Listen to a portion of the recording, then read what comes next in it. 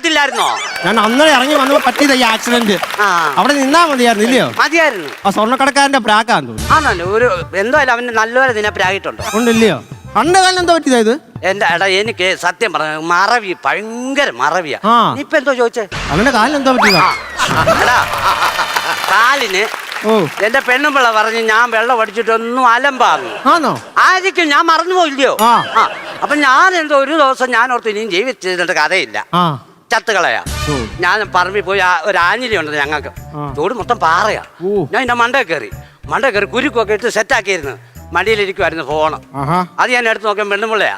ഞാൻ അവളെ വിളിച്ചു പറഞ്ഞു, എടി എനിക്ക് ഇനിയും വയ്യ, നീ 2 കുഞ്ഞുങ്ങളെ നോക്കണം, തീരാൻ പോവാ, ഞാനിപ്പൊ ചാകാൻ പോവാന്ന് പറഞ്ഞു വെച്ച് ഫോണും വെച്ച് എടുത്തൊരു ചാട്ടം. അടുത്ത കുരു കിട്ടില്ലടാ. ഞാൻ ആ പാറക്കത്തല്ലേ വന്ന് വീണ്, അങ്ങനെ കാല് ഒടിഞ്ഞത്.